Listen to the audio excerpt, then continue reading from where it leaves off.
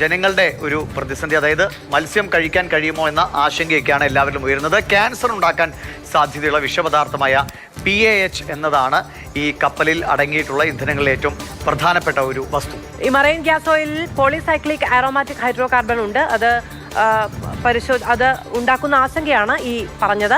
Marine gas oil പുരണ്ട മീൻ കഴിച്ചാൽ PAH നമ്മുടെ ഉള്ളിലെത്തും എന്നുള്ളതാണ് പ്രശ്നം. ക്യാൻസർ അല്ലെങ്കിൽ അർബുദം പരത്താൻ സാധ്യതയുള്ള ഒരു വസ്തുവാണ് ഈ PAH. അപകടകരമായ അളവിൽ എങ്കിൽ പോലും അതെ, മീനിന്റെ പെട്രോളിന്റെ ഒരു ചുവയുണ്ടാകാനുള്ള സാധ്യതകൾ കൂടി വിദഗ്ധർ മുൻകൂട്ടി കാണും. അതുകൊണ്ട് തന്നെ ദഹന പ്രശ്നങ്ങൾ ഉണ്ടാകും എന്നുള്ളത് കൂടി പറയുന്നുണ്ട്. വലിയ മീനുകളിൽ വിഷമുണ്ടാകാനുള്ള സാധ്യത കുറവാണ് എന്നും പറയുന്നു. പക്ഷേ ഈ ഷെൽ മീനുകൾ, അത്തരം ചെറിയ മീനുകളിലൊക്കെ ഇതിന്റെ അംശം കൂടുതലായി അടങ്ങാനുള്ള സാധ്യതയുണ്ട്. ഈ വലിയ മീനുകൾക്ക് എണ്ണയുടെ അംശം ഒഴിവാക്കി നീന്താനുള്ള കഴിവുമുണ്ട്.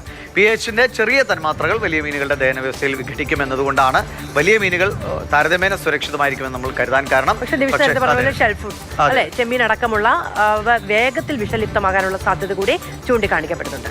എന്തായാലും നിലവിലെ സാഹചര്യത്തിൽ വലിയ മീനുകളാണെങ്കിലും നന്നായി വേവിച്ചൊക്കെ കഴിച്ചാൽ അപകടരഹിതമായിരിക്കുമെന്ന് തന്നെയാണ് നമ്മൾ പ്രതീക്ഷിക്കുന്നത്. കലർന്ന എണ്ണയുടെ അളവിനനുസരിച്ചുള്ള വിഷാംശം ഇല്ലാതാകാനുള്ള കാലയളവ്, അത് ഇപ്പോൾ അദ്ദേഹം തന്നെ പറഞ്ഞ പോലെ കാലാവസ്ഥ വ്യതിയാനമൊക്കെ അനുസരിച്ച് എത്ര സമയം മുന്നോട്ട് പോകുമെന്ന് നമുക്ക് പറയാൻ കഴിയില്ല. വലിയ സാധ്യത എന്ന് പറയുന്നത് ഈ മറൈൻ ഗ്യാസ് ഓയിൽ പെട്ടെന്ന് ബാഷ്പീകരിച്ച് പോകുന്നതാണ് എന്നുള്ളതാണ്. അതുകൊണ്ട് തന്നെ ഒരു ചെറിയ കാലയളവിൽ മാത്രമേ ഈ ഭീഷണി ഉണ്ടാവുകയുള്ളൂ എന്ന് പറയുന്നു.